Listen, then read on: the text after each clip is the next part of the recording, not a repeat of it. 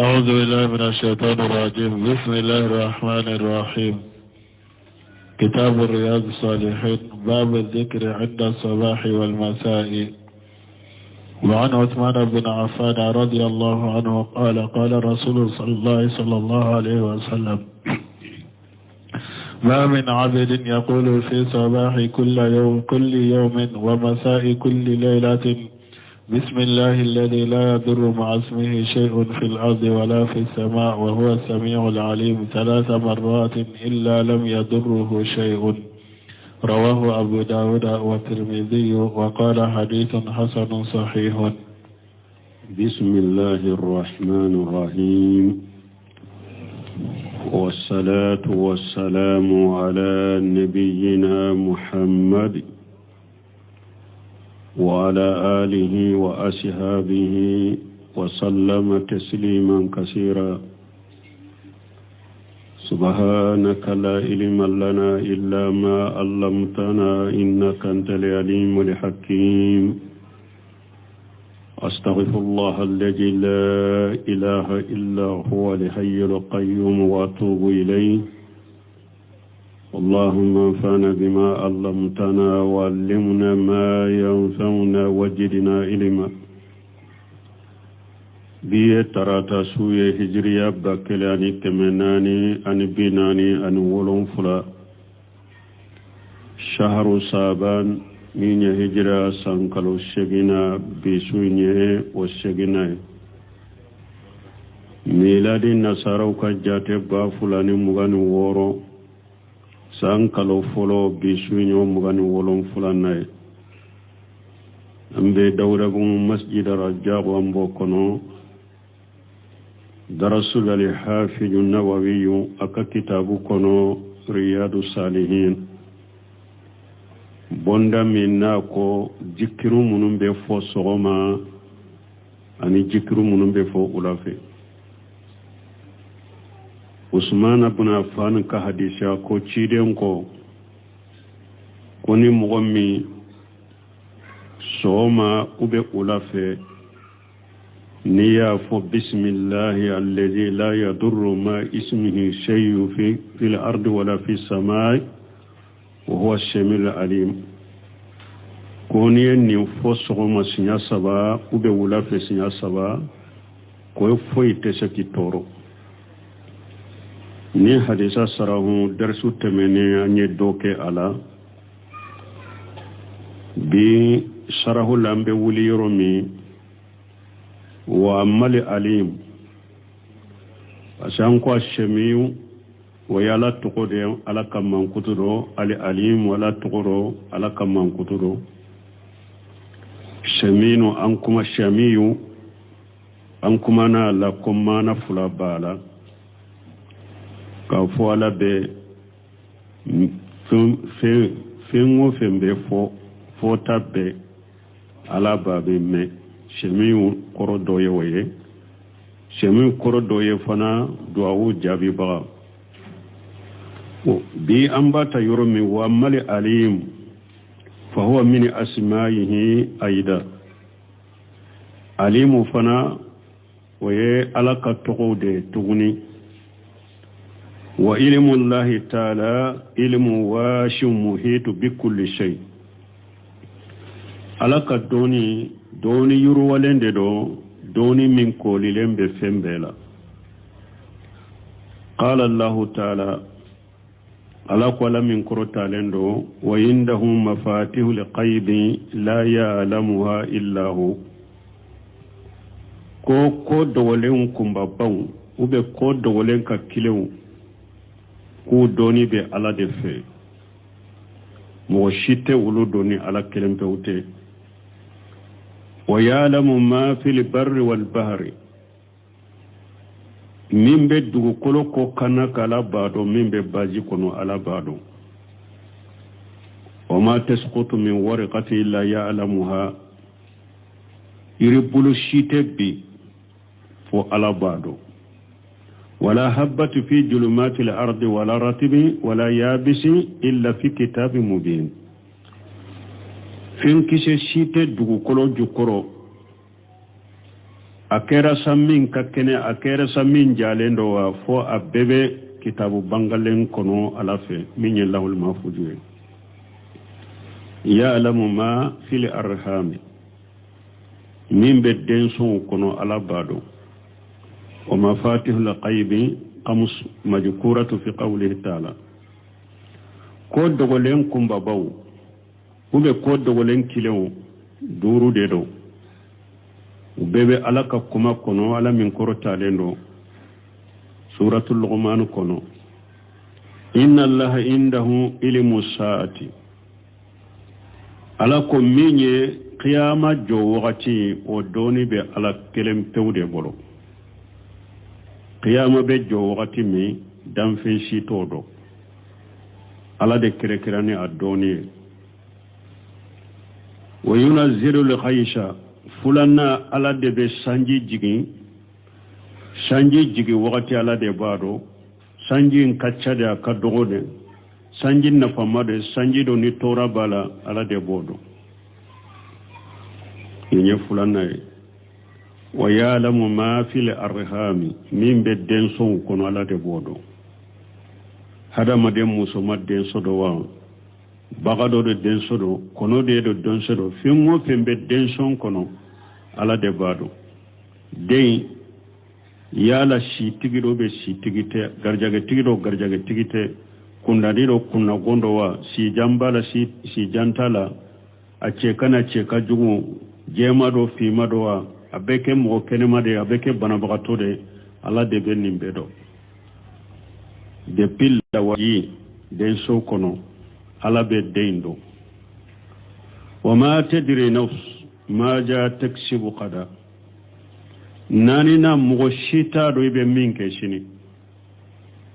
ika dina kodo ika jiya kodo dankaniya shite mugo shibolo ko shini ne beninke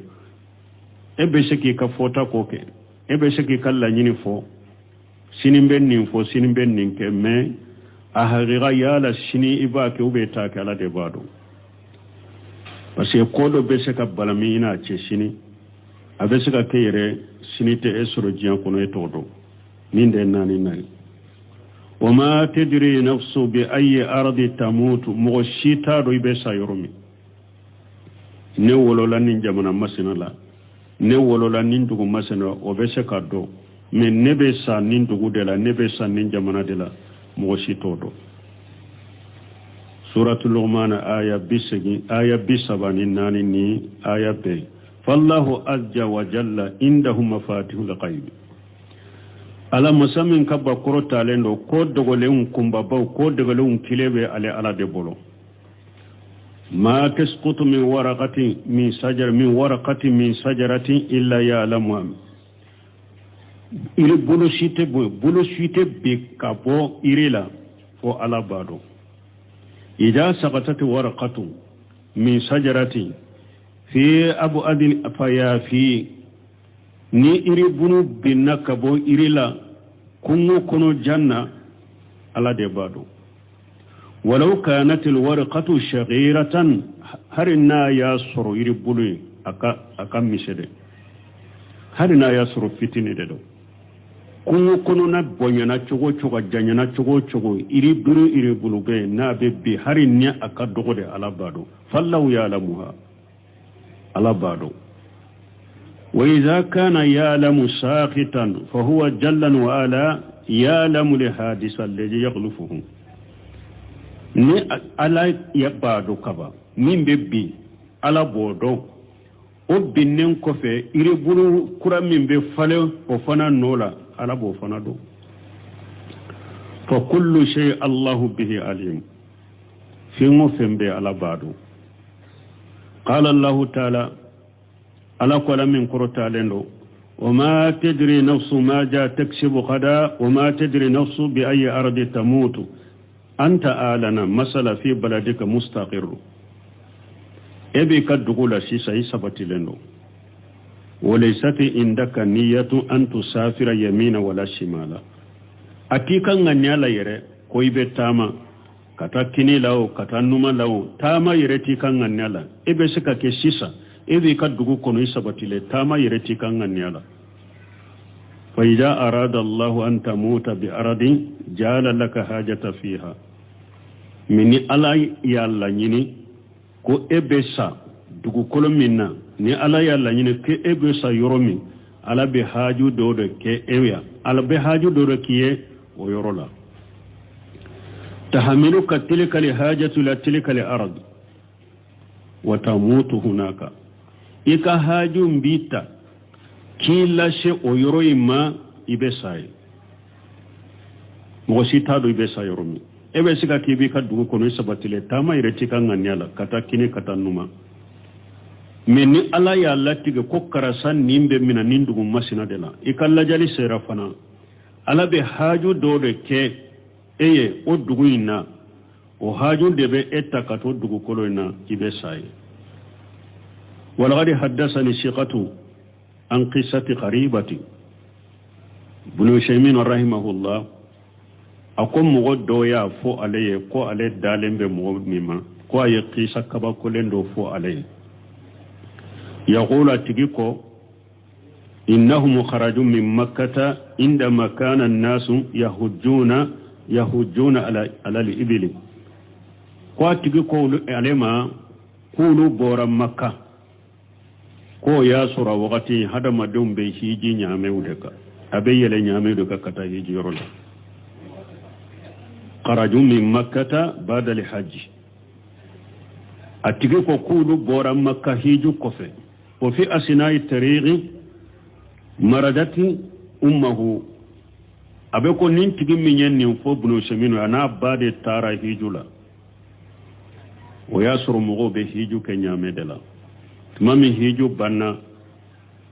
علينا با وبورا مكاكو بساقي كتا وكا جامانا لو كدوغلا علي باب بنانا فجال يمردها أكيرا أباك أبا بنا بغتوكرو فرتحل القوم في آخر الليل مغوتو وللا سول بنا لبا بنا لتورا بنا بغتوكرو ولون تاما ديم منونتم بنيوغم في وبتارا كاتو سول لبا وبوللا كاتا كالتو با أني بنا بغتو وبغي هو يمرد أمه على تورا يروينا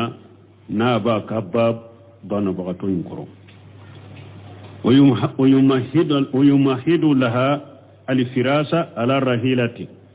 أباك كدلان بلد باي أكايرنا كفكري كيكا ثم أركبت الأم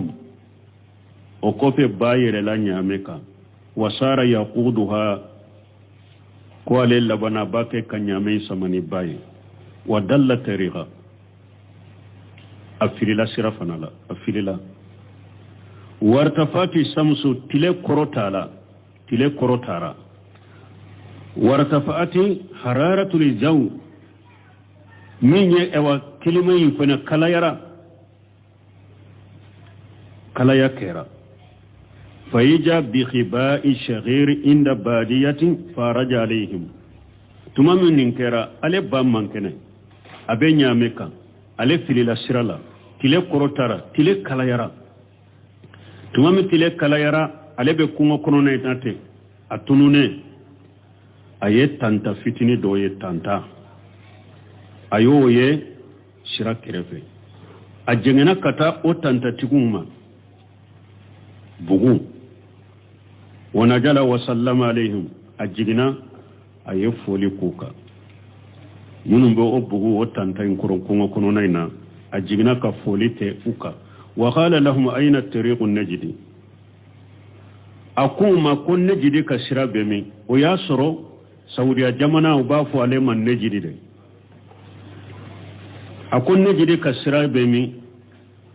قالوا طريق النجدي بعيد جدا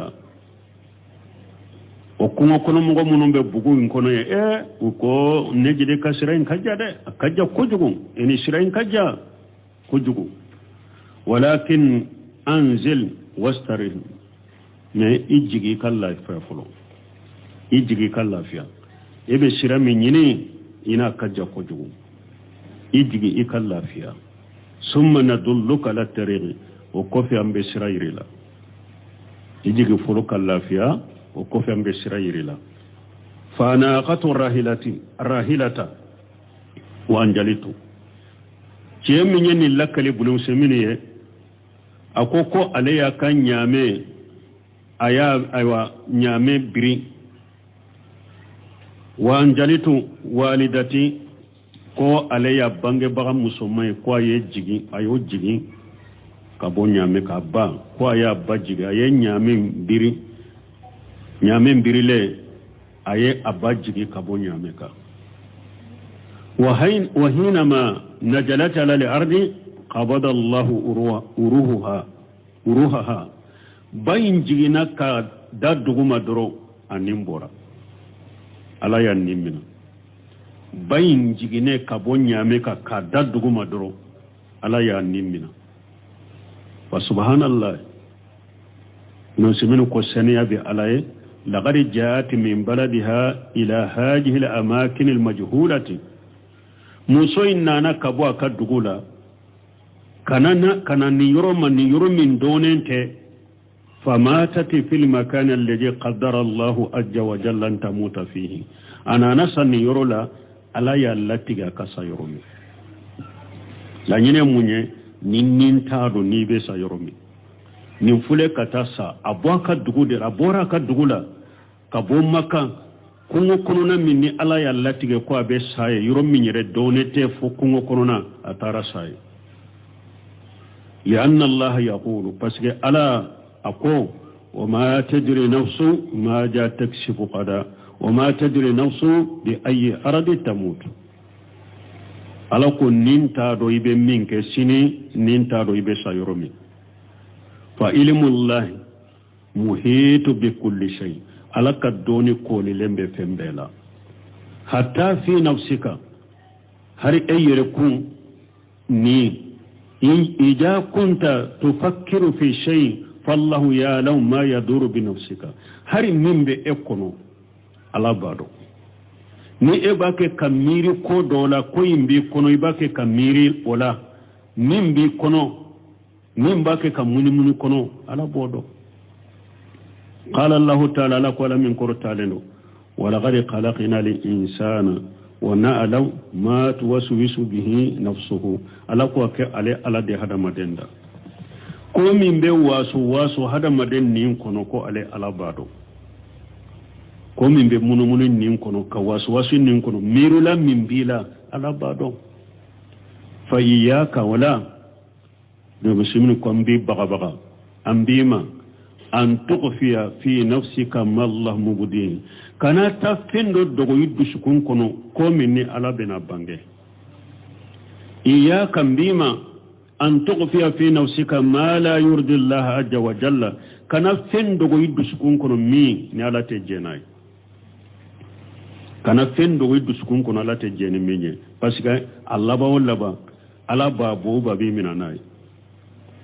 fal muhimmu lanyini أن هذا الدعاء مسروع في كل صباح وفي كل مساء لأنه مونye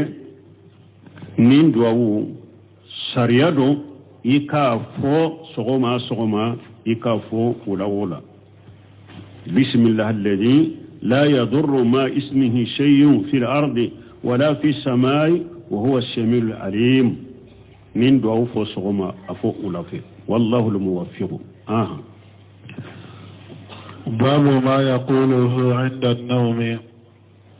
قال الله تعالى إن في خلق السماوات والأرض واختلاف الليل والنهار لآيات لأولي الألباب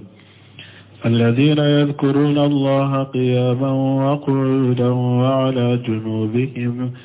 ويتفكرون في خلق السماوات والأرض وعن حذيفة وأبي ذر رضي الله عنهما أن رسول الله صلى الله عليه وسلم كان إذا آوى إلى فراشه قال باسمك اللهم أموت وأحيا رواه البخاري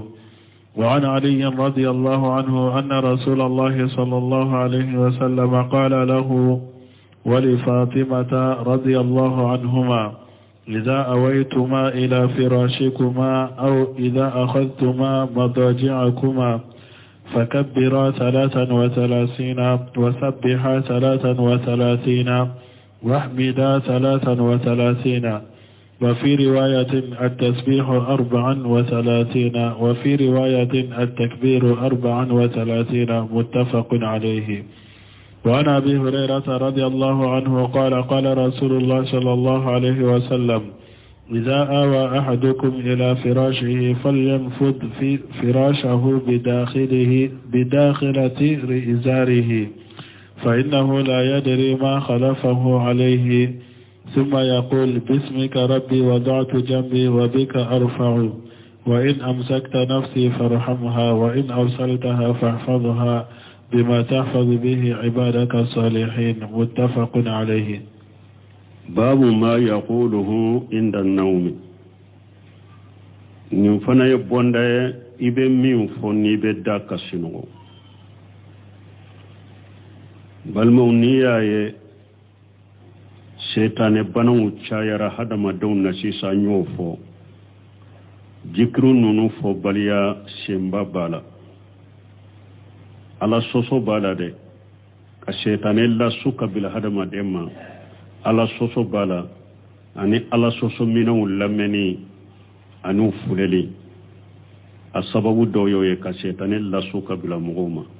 afulana jikru fo baliya ni jikru te fo ni mbonda nunun kono imamu na nawa bake ka fonyere jikru munun kan ka fo ambora sogoma ikanka munun fo ulafe kanka munun fo ni nyede sinogota ni hada madem ba fe ka daka sinogo ikanka jikru munun fo qala allah ta'ala ala qala min qurta lano inna fi khalqi samawati wal ardi wa ikhtilafi al-layli wan nahari la ayati li ulul albab ala ko be sanka bolon fula dalila ani duma kololon fula ani sunu tile kan nyogon fonko nyogon ni nyogon fale fale taman se taman de ben nonon na hakilmawye jonye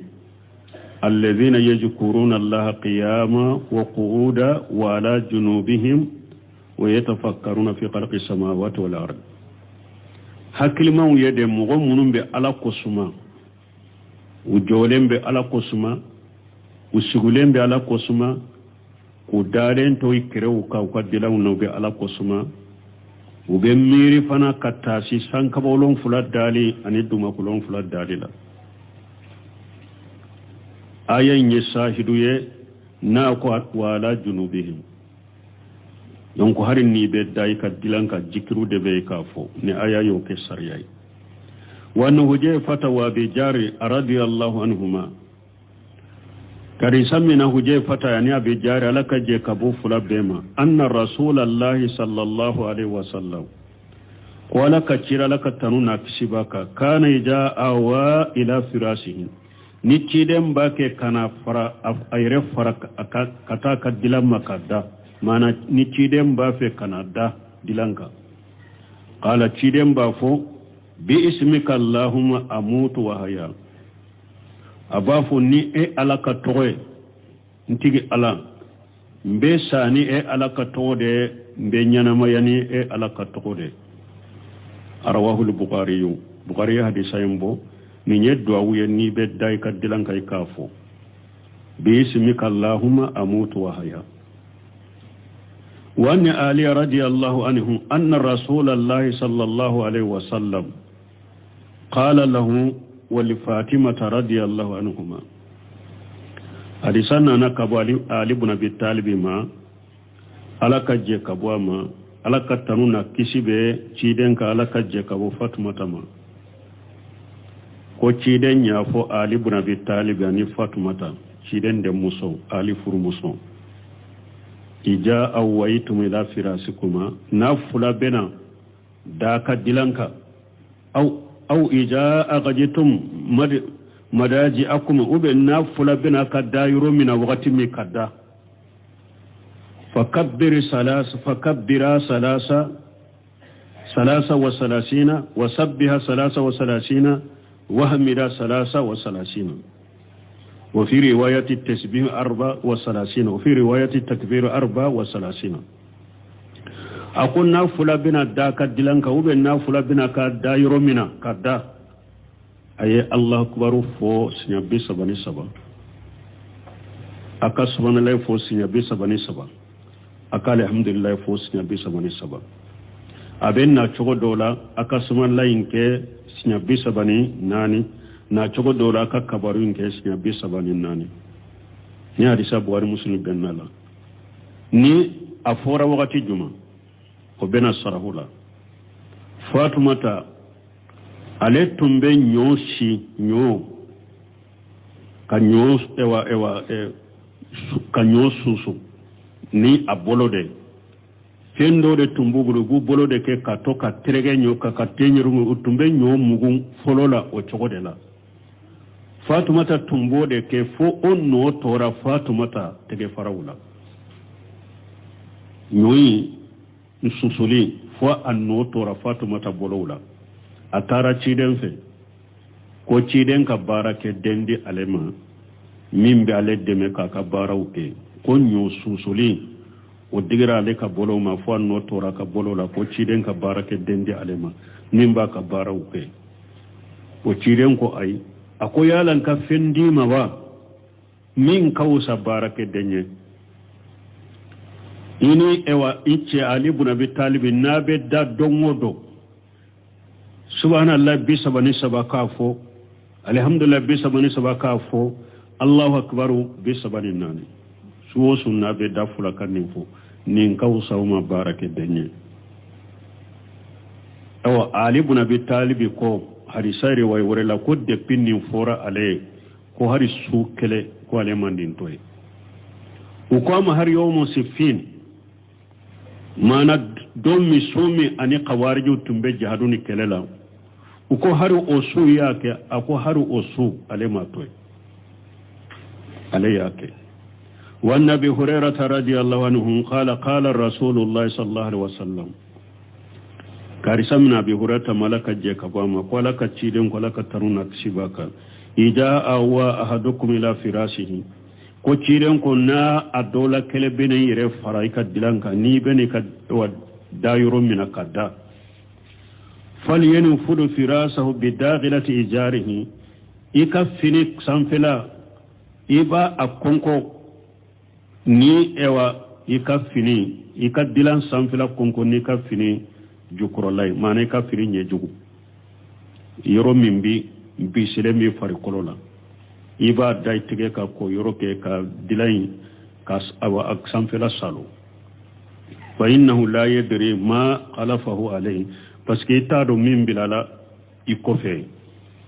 summa yaqul okofe niyo ke ikafo bismika rabbi wada'atu jambi ni e alaka to entigi ala nyin kere da dilanka ne alaka toye o bi kari fawhu nin bin kere imbo ka korta ka bo dilanka imba a korta ne e ala da fana wayna amusafita nafsi farhamuha ni benen ni mina kinto shinogoyina ni tem kunu ni ni mina kinto shinogona ika nema wayna rasalitaha niyen nimbila nkunu wakati niyen nimbila fana akana donnan ka wuli ka bo singola fa hafajiha ikan nintanga bima tahfaju bihi ibadaka salihina ibe ka jonyuma untanga ni minye ikin nin fana tangani oye muntafaqu alay wari muslim bin hadisal asrahu nando nabnu siminu ka sarahu la hajani hadisani أكون حديث فلا من فلان في بيان ما يقوله الإنسان عند نومه ni hadisa fula ye bangale de ke hada maden ne ba fe kana shinugo ikanka do min fo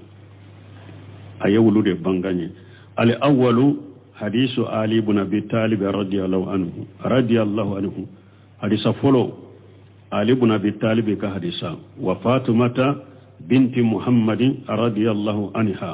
وصلى الله وسلم على أبيها أني فاطمة تشيدن كدموسو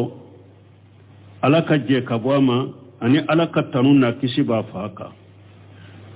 وذلك أن فاطمة ني حديث كوني موني فاطمة استكت إلى النبي صلى الله عليه وسلم ما تجده من الراهي وفاطمة يا إيرا تشيدنا دي nyo sunsu bere ube nyo be sunsu ni faraminye ko mina ka nyo sunsu nai ode no tora Fatumata bolola ara mina rahi adatu tahani alhabbi arahi munye mana ni be nyo ube fenkisema nuba sunsu ni minye nyo sunsu fe nyo sunsu fende rahiye ode no tora Fatumata bolola na be nyo susu kenai wa talabati min abiha qadima atara barake denyina fafe wa qala sallallahu alaihi wasallam alaka ciden ko alaka tanuna tishibaka ala adullukuma ala ma huwa khairu min alqadim ako yala eni ce nka kanda fula kanda kata fenna min kausa barake denyewa balmon ni yorola ambe kore fitini katake yoro dola abe fuqaha do bolo ko muso ka baraki ceye ko wajibite ko muso ko ni tayede dila min bina ce ko mi ki ka baraw ke ko ma wajibe ko te kuma sabati lenye fuqaha do bo fo kuma sahalente a wajibilen be muso kai ka baraki ceyede ka finu ko ka ka dumunu tobi kaka nyo susu kaka obe oye ka wajibide munna nyo foya Fatumata fula tumbe barake deke atumba ka baraw kede ka nyo susu atumba kede tumame na barake denyini harafafe ako yalan ka fendini chema min kausa barake denyewa tunqaym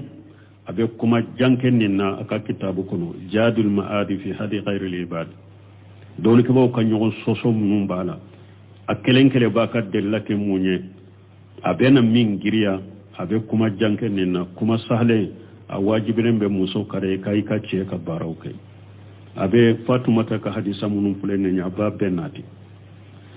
summa rasadahuma ila haja o ko fe cidenye Fatumata ni ali ayu kandakata ayu fula kandakata nindu huma ninjikiruma annahuma kufula ija awaya ila firasihima konnu bena wire farau kadilanka wa khaja madijanhima nufula bena kadda yurmina kadda yusabbihani salasatan wa salasina ukasbana laifo bisabani saba wa yahmidani salasata wa salasina ukali alhamdulillah fo bisabani saba wa yukabbirani arbatan wa salasina uka Allahu akbar fo bisabani nani قال صلى الله عليه وسلم كيدن كنا كتنونا كسباك فهاجا خير لكما من القادم من قادم أكون نكوسا فلما كتم بارك الدنك نكوسا فلما نبارك الدنيا ولا حاجة بنسمين كون ننكا فيسن للإنسان سنة هذا مدنيا إذا أغجا مد جاءه لا ينام ni na ni kadila yurum ida yurum mina koybe dila an yusabbiha salasa wa salasina ikaw subhanallahi fo bi sabari saba wa yahmada salasa wa salasina ika alhamdulillah fo bi sabari saba wa yukabbira arbata wa salasina ika Allahu akbar fo bi sabari nani fa hadhihi mi'atun marrati nunum be besnya kemedema fa inna haja mimma yu'inu li insana fi khadai hajatihi wo ninjikru min fulani ninye kode na be hada maden de me ka ko ni haju ka haju nyana bolila parce que den ko nin kausa alini Fatumata ma barake den kunye munye akika ko ni ka haju nyana botea donc ya iranna ni ciden ko nin kausa barake denye ninye jikru ni be da so ni ba fo abideme ika haju nyana bolila kele كما أنه أيضا إذا نام فإنه ينام على ذكر الله عز وجل فلنا نين ذكر فوق دا إدارة كشنو على قسمك وفنا نفبالا إدارة كشنو على قسمك وكذلك حديث أبي هريرة رضي الله عنه أبو تشغل أبو هريرة كحديث لك جيكابواما إذا أراد الإنسان أن ينام أن ينفض فراسه بداخلة إزاره 3 مرات نمو نيبا في كندا يكي كدلان سنفلا كفرا كونكو نيكا فيني جوكرولاي سنيا سبا وداخلة الإزار داخلة الإزار يموني طرفه مما يلي الجسر فيني يرومي ni abbi silembe ufari kolona firi yoro min bi fari koro fanfelala dagla tijari mana nyejugu iba wode ke ka dilan sanfela kwa konko ka furasinya saba wa ka anna li hikmata min zalika abe ko min lanyine munye nin ka hikma ni nin ke kunye munye wallahu alam ala de ba dode na hikma ya jumai bi alla yatalawwasa al-izar bima qad yahdusu min ajafil firasi munna akoy ka fini nyejugu de ke ka dilan sanfela fura pour ka funu kanan nogo aben nogo mi soro dilan ka ika fini kanan nogo ni ka fini nyenyuman nogoras obeye men ni ya nyejugu ke ka fura obeke sabab pour ka fini kanan nogo ni nogo min be dilan ka kani fini nogo wali yaqul ikafo باسمك ربي ودعت جنبي ني على كتوغو انتغي على نين كردا وبكار فوه ني على كتوغو فنانتغي على بين كرغولي كابود دلانكا وين امسكت نفسي فرحمها وين ارسلتها فحفظها بما تحفظ به بارك صالحين وذلك ان الانسان نفله هدم دي اذا نام فان الله تعالى يقبل روحه كما قال تعالى هذا ما دين منا إبا فدواولا نيبا نيبا منا إكا نيما نيبا أتشي كنما فنا إكا تنغا إبكا جونيومون تنغا دي ميني بسكني هذا ما دين سنغورا على بين نيمنا دي على كما كسو الله يتوفى لأنفس هنا موتها على قوالا دي مساي ناب نيمنا أسايا وغتي والتي لم تموت في منامها او هرني مغمم فنا مسا نيبي كاشينولا على دي مسا نبي نيمنا ني سيابانا ني لا بي نيمنا نيبي سيفتني فنا لا شينولا بي نيمنا ولكن قبض روحي في المنام ليس كقبضها في الموت من على بي نيمنا لمن كتيتو شينولا اني نيمنا لمن بكي كسيا وغتي وتكلني إلا أنه نوع من القبض من نمنا لين كوني سينوغولا نمنا لين نونيا دودي دو يعني سيان نمنا دي تكلني ولهذا يفقد الإنسان وايه نين دو كوسو هذا مدي ني بي سينوغولا ين نمنا نا دونك ميني إكا حكلي وتي إكا حكلي انتي ولا يحس بمن حوله ني سينوغولا مغمون بي كرفة يتو دو فلهذا سماه الله تعالى وفاتا نين دي كوسو على يا ولي كوسايا نيسين غورا إيكا حكري وتي بولوك نيسين غورا مين بكي كرفة تبوا كلاما نين دي ياتو على يسين غولي كفاتولي وقال تعالى لك هو الذي يتوفاكم بالليل أقول دي مساي نابا الله فاتو سوفي فاتو لفتني ويعلم ما جرحتم بالنهار على بعض ندغو جيرا تلفلالا ابي بارم من كلا بودو ثم يبعثكم فيه وقف تلفلالا على نوكونو سوفي على دبي لا سينو على بعض ندغو جيرا بيتا بارم من كلا بودو ندغو جيرا بيكونو ينبغي للإنسان أكاكا هذا مديني أن يقول حاجة ذكرى ika ni jikiru fana fo ika ni ala kosuma fo idato ika dilanka bismika rabbi wada'atu jambi wa bika rifawhu in amsakta nafsi farhamha wa in arsaltaha fahfazha bima tahfazu bihi ibadaka salihin donc hada madenka ni fana durushi ni dara ika dilanka ni ba fe kasimo ika fo wallahu almuwaffiq وعن عائشة رضي الله عنها أن رسول الله صلى الله عليه وسلم كان إذا أخذ مضجعه نفث في يديه وقرأ بالمعوذات ومسح بهما جسده متفق عليه. وفي رواية لهما أن النبي صلى الله عليه وسلم كان إذا آوى إلى فراشه كل ليلة جمع كفيه ثم نفث فيهما فقرأ فيهما قل هو الله أحد وقل أعوذ برب الفلق وقل أعوذ برب الناس،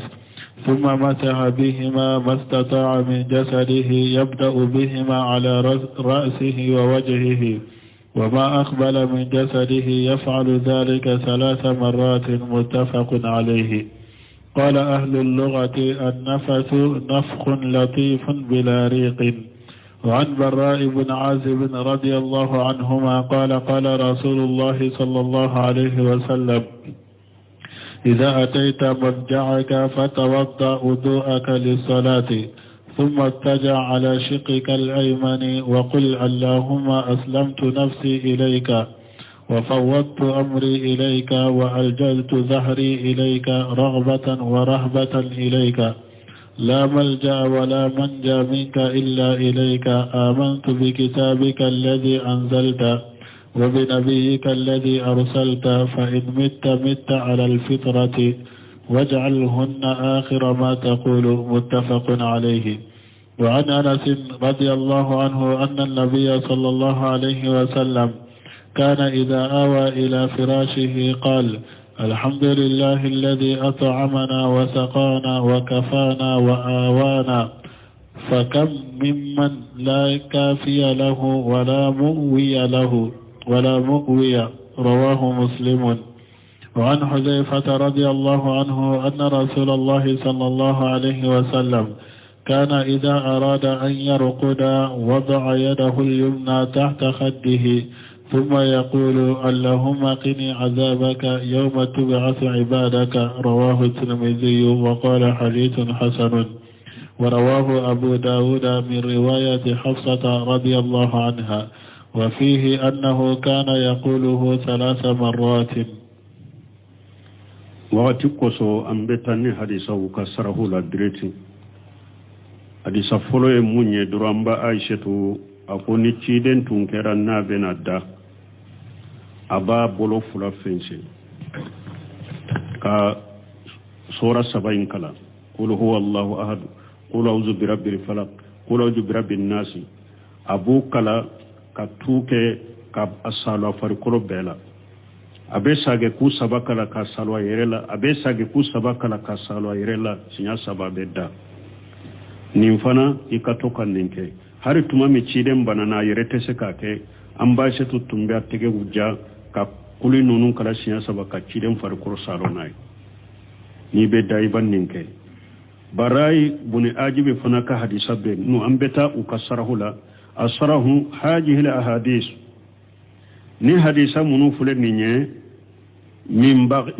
baqiyati al ahadith allati saqaha al muallif rahimahullahu ta'ala fi bab ajkar an-nawm ni hadisa munu fule ninye muallifu ya hadisa munu sama ni be da ka shirgoy kanka jikru munu fo u tawde fule ninye bondala famina hadisu aisha radhiyallahu anha abe ulu kono aisha tuka hadisa la kaje kabwama anna nabiyya sallallahu alaihi wasallam kun nabiyyu malaka tanuna kshibaka kana ija agaja madijaahu kunni tiden bina kadayru min kadda jama kafaihi yani damma ba'duhuma ila badi wa nafasa fihima ko tiden tumba atege fala fura nyugonga ku fense ka kalan ko fulela ka tuke wa nafasu huwa nafaqu ma riqi yashir iyado nawawi ko lugatigun ko nafasi munye ka finyeli ke ni daji tebo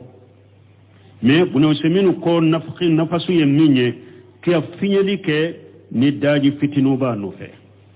ni daji fitinu be bo anofe tiren tumbe ke atege farala summa yaqra qul huwa Allahu ahad qul a'udhu bi rabbil falaq qul a'udhu bi rabbin nas ni cidenya atege fara fula fensete kanunun kala abe tuke daji fitinu be bo yemusahu bihima ay biyadayhi mastata min jasadihi ciden bolo be yoro soro ka farikolo la bolo fulanke ko farikolo salo na bolo sera ka se yoro ma yabdaw bi rasihi wa muqaddami jasadihi salasa marrati aba damina kunkolo de la ani ewa anyefela ani ewa farikolo nyefela kad adamina kunkolo la kana farikolo nyefela kofela ni harisen faraw aba be salona sinya saba fa yambaghi lil insan akaka hada madenye ida akaja marja'ahu an yafala zalika ni bene kadayiro min akadai kanninke yanfuqu fi yadayhi majmu'atayn ika ewa finyelike ewa ika tuke bulo fulala ufarale nyogonka wa yaqra fihima ika kalanke bulo fulala qul huwa Allahu ahad qul a'udhu bi rabbil falaq qul a'udhu bi rabbin nas salasa marrati ikan nunun kalay bulo fulaina yamsahu rasahu wa wajhahu wa sadrahu wa batnahu wa faqjayhi wa saqayhi o kofe ibi kunkolo salonay ani nyedaw ani disi ani kono ani woro fula ani gelengala fula wa kullama yastatiu min jasadihi ani yoro ni bese ka salonu fulay farikolo la yuba salona kadda donc ni fana jikruye ni bedda ikijija ikanninke amma li hadithu sani hadisa fulanna fa hadithul barra ibn ajib radiyallahu anhu barra ibn ajib ka hadisa laka je ka wama wa qad sabaqa sarahu anyu hadisa sarahu katime wa amma li hadithu salisu من حديث سبنا فهو حديث أنس بن مالك رضي الله عنه أنس بن مالك كحديث لك جيك أبوما أن النبي صلى الله عليه وسلم كنا بني ملكة تنونا كشباك كان إجاء وإلى فراشه كوشيدن تنكر النابا يرفر كدلنك كدا قال تنبافو الحمد لله الذي أتعمنا وسغانا أبافو تنوبي على مسمين يلا الدموني كلمني وكفانا يومسا wa awana aya faranka nyugo kanye fakam mimman la kafi mugo kacha wasabagati bolo la kafi lahu mugo kacha ni wasabagati bolo wala muwajjiya muawiya mugo kacha mugo tibolo mimba ifara yereka yahmadullah azza wa jalla alladhi wasaqahu chiden tumbe alatanu مسمينا لدمني مسمينا لمي بأنه لولا أن الله عز وجل يسر لك حاجة تأمى كوني ألتم من دمني نغيا وحاجة سرابا ني ألتم من ميفين نغيا ما أكلتا إتنت دمني وما سربت إتنت مي ني ألتم من دمني نغيا إتنت سكا دمني ني ألتم من جين نغيا إتنت سكا مي كما قال تعالى كمين ألا قول من قرطالين أفرأيتم ما تحرسون ألا قوين كباري أو بسنك في منوسنا أنتم تزرعونه أم نحن جارون يا لا أود يوفل أو بني ألا دي سنك في مفل سنك لا إبه سنك في مسنو ألا دي كسنك في مفل أو بألا دي أفل ألا دي أفل لو نساو ناتون جارني عليه لجالناه هتاما ikasene ken fen falalen ko fe ntumba ajaka be kari fajalitu mutafakkahuna ana laba naba akabulo farafara nyogona inna la muqramuna naba fa ne perdila hari nyesi minundo musoro nkanyo be jara ngasene ke fen be jara perdila bali nahnu mahrumuna ibafu ay ne tate perdi doron koy nkumante rayirede foy masoro wala fatahmadullah alladhi at'amaka wa saqaka alatanu masammi la dumuni masammi la mi alatanu alhamdulillah alladhi at'amana wa saqana tanube alay masammi la dumuni kallami wa kafana kanwasa wa awana kanfara anye ayreka kallado kanfara ayreka kafana yani yasara lana al-umura ala yakunu yanye wa kafana al-mu'unata أي أن وسكبهم مسقولا وأوانا أي جعل لنا ما ناوي إليه ألا يفرنيو يرو أيو كني نمبا أن يرفر كتا يرومي ما نسيك يروني دا يرو فكم من إنسان هذا مدين كتا لا كافي له وسبغ تعالى ولا ما ewa mogota bolo min ba fara yereka an wala muawiya ube fara nyogonya mogota bolo fa yambaghi laka akakaye ija ataita marja'aka ni nanay ka dilanyoro la an taqula haja jikra ikan jikru fanafo wa min zalika aida abola tuguni hadisu hujayfata wa hafsata radiyallahu anhuma hujayfata ka hadisa ani hafsata ka hadisa ala ka je kabu fura bema anna nabiyya sallallahu alaihi wasallam kunna bi malaka tanuna kisibaka ija aditaja wada yadahu al-yumna tata qaddihi al-ayman ko ciden tunkera kadaka sinu fana jogo doya lar arabu doye ko ni ciden tunkera na bedda minye awakini akini mbolo abo oda ewa akinin tama koro kada akini mbolo aboda ka akakinin tama da oka wakala ciden tumbafo Allahumma qinni ajabaka yawma tabasu ibadaka abafun tigala nkishi kala jabama don min nibi ka jonkunu wa kullu hadhihi azkar waridatun min nabi sallallahu alaihi wasallam min jikru munun fule nunun be nana ka boci den bolala ka kanuna kishibaka yambagi ala li insani an yahfazaha akaka hada made ikan nunun dushi wa yaqulaha tukufo kama kana nabi sallallahu alaihi wasallam yaquluha kum ciden tumbu fo chokomi alem minni alako wallahu yasimuka minan nasi alako ye ciden min tanga ona tabe ciden yire tumbe nin do wu fode abenin jikru fo do ko kaka hada madani kan nunun durshi ka to ku fo wallahu almuwaffiq subhanaka allahumma rabbuna bihamdika ashhadu an la ilaha illa anta astaghfiruka wa atubu ilaik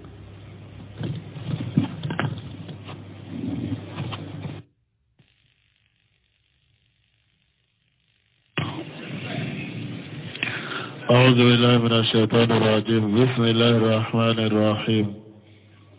كتاب الرياض الصالحين باب الذكر عند الصباح والمساء وعن عثمان بن عفان رضي الله عنه قال قال رسول الله صلى الله عليه وسلم ما من عبد يقول في صباح كل يوم ومساء كل ليلة بسم الله الذي لا يضر مع اسمه شيء في الأرض ولا في السماء وهو السميع العليم 3 مرات إلا لم يضره شيء رواه أبو داود والترمذي وقال حديث حسن صحيح. بسم الله الرحمن الرحيم والصلاة والسلام